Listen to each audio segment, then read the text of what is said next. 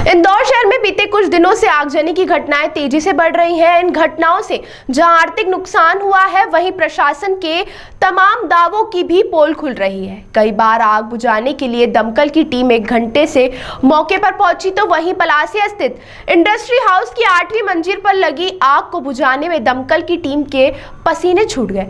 Team के पास पर्याप्त उपकरण नहीं होने से एयरपोर्ट प्रबंधन की मदद ली गई और यहां से गाड़ियों को मंगवाकर आग बुझाई गई। इस सब से करीब 5 घंटे का समय लग गया।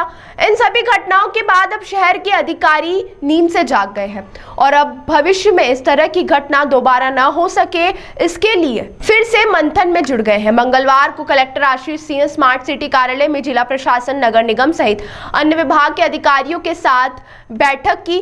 इस बैठक में उन्होंने शहर की ऊंची इमारतों की जांच करने और यहां मौजूद फायर सेफ्टी उपकरणों को भी जांचने के निर्देश दिए हैं। कलेक्टर आशीष सिंह ने साफ किया है कि इस बिल्डिंग में आग बुझाने के लिए पर्याप्त बंदोबस्त नहीं मिलेंगे, उन बिल्डिंगों को सील कर दिया जाएगा। इसके साथ ही उन्होंने जल्द ही आग बुझाने में काम आने वाली नई गाड़ियां खरीदने की भी बात कही है। इस बैठक में नगर के कमिश्नर शिवम वर्मा, सभी जोन अधिकारी, एडीएम सहित प्रशासन के सभी अधिकारी मौजूद रहे। कलेक्टर ने सभी को अलग अलग जिम्मेदारी सौंपी है। वहीं अब देखना होगा कि कलेक्टर की सख्ती का कितना असर अधिकारियों पर होता है या फिर ये बैठक महज खानापूर्ति बनकर रह जाती है।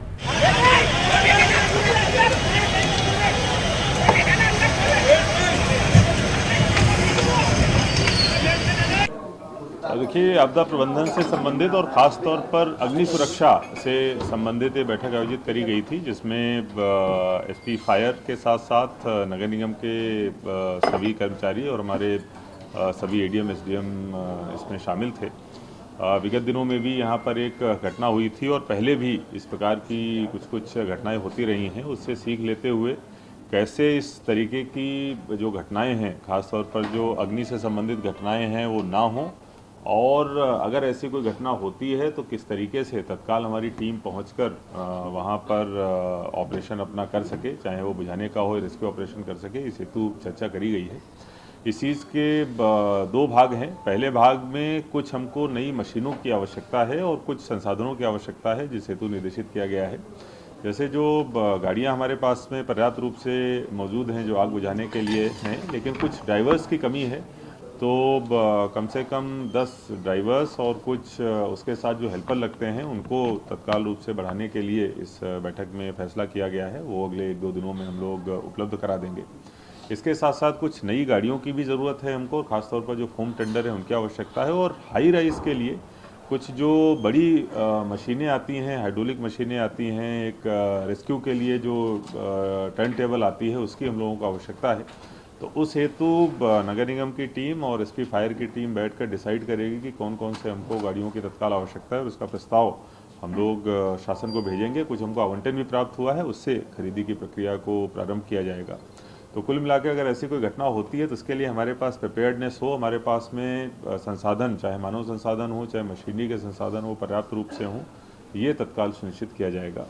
इसके साथ साथ जो ख़ास तौर पर G+3 या उससे ऊपर की बिल्डिंग्स हैं, चाहे वो आवासीय हों, चाहे कमर्शियल हों, हॉस्टल हों, हॉस्पिटल हों, उन सभी में सुरक्षा के पर्याप्त इंतज़ाम किए गए हैं कि नहीं किए गए हैं, ये भी देखना बहुत ज़रूरी है। क्योंकि अगर सुरक्षा के इंतजाम होते हैं तो तत्काल ही आग पे काबू पा लिया जाता है और रेस्क्यू ऑपरेशन की ज़रूरत नहीं पड़ती है। इस हेतु एक संयुक्त टीम बनाई गई है, जिसमें कि हमारे एसडीएम, संबंधित बिल्डिंग ऑफिसर और पुलिस के अधिकारी शामिल होंगे। G+3 से ऊपर की जितनी भी बिल्डिंग्स हैं, अगले 10 दिनों के अंदर सभी का निरीक्षण इनके द्वारा किया जाएगा। इसमें अंदर उनके द्वारा क्या सुरक्षा उपाय किए गए हैं, ये तो देखा ही जाएगा। इसके साथ साथ बिल्डिंग में आने जाने का पर्याप्त रास्ता मौजूद है कि नहीं मौजूद है, अगर कहीं ऐसी घटना हो जाती है तो उसके लिए सीढ़ियाँ पर्याप्त रूप से हैं या नहीं है, उनमें कोई ऑब्स्टेकल तो नहीं है। और अगर हमारी गाड़ी को जाने के लिए पर्याप्त रूप से MOS छोड़ा गया है कि नहीं छोड़ा गया है, इस चीज़ की जांच कराई जाएगी। अगर आवश्यकता पड़ी और वहाँ पर इस प्रकार के इंतज़ाम नहीं मिले या इतनी जगह नहीं हुई, तो अगर आवश्यकता पड़ी तो हम लोग ऐसी बिल्डिंग्स को सील कराने की भी कार्रवाई करेंगे। ये भी निर्देशित किया गया है। इसके साथ साथ जितने भी हॉस्पिटल्स इस कैटेगरी में आते हैं, हॉस्टल्स आते हैं, उनकी भी हम लोग जाँच कराएँगे। फायर सर्टिफिकेट होना अलग चीज़ है, लेकिन इसके साथ साथ अगर फायर सर्टिफिकेट जब तक के लिए नहीं लिया जा रहा है, तब तक के लिए कम से कम फायर कंसल्टेंट के माध्यम से सुरक्षा के पर्याप्त इंतजामात कर लिए जाएं, ये चीज़ अनिवार्य होगी। और अगर जहाँ पर ये भी चीज़ नहीं मिलेगी उनको तत्काल प्रभाव से सील करने की कार्रवाई कराई जाएगी। सर, फ्लेक्सिबल इक्विपमेंट की कमी हम लोग देख रहे हैं कि सकरी गलियों में अगर कोई इस तरह की घटना होती तो वहाँ के इक्विपमेंट कहीं ना कहीं कम दिखाई देते हैं, पर्याप्त नहीं दिखते। और देखिए, निश्चित रूप से जैसा मैंने बताया कि जो हमारे पास में गाड़ियां पर्याप्त हैं, समस्या वहां पर आती है कि जहां पर बिल्डिंग तक नज़दीक पहुंचने के लिए हमको आवश्यकता पड़ती है, तो अमूमन देखा जाता है कि बड़ी बिल्डिंग है, ऊंची बिल्डिंग है, लेकिन वहां तक पहुंचने का रास्ता ही नहीं है। तो जो हमारी चेकिंग होगी उसमें ये फैक्टर शामिल रहेगा। इसके अलावा जहाँ पर बिल्डिंग की ऊंचाई थोड़ी बढ़ जाती है वहाँ पर हमको परेशानी आने लगती है। इस हेतु हमको निश्चित रूप से कुछ मशीनों की या कुछ जो हाइड्रोलिक बेस सिस्टम होते हैं उनकी मशीनों की आवश्यकता है। उसके लिए हम लोग तत्काल, हमारे पास में कुछ आवंटन है, उसके लिए तत्काल हम लोग टेंडर भी जारी करेंगे और अगर आवश्यकता पड़ी तो शासन से आवंटन की मांग करके नई मशीनें भी और खरीदेंगे। ताज़ा खबरों के लिए सब्सक्राइब करें JSR टाइम्स और साथ ही नोटिफिकेशन पाने के लिए बेल आइकन को दबाएं।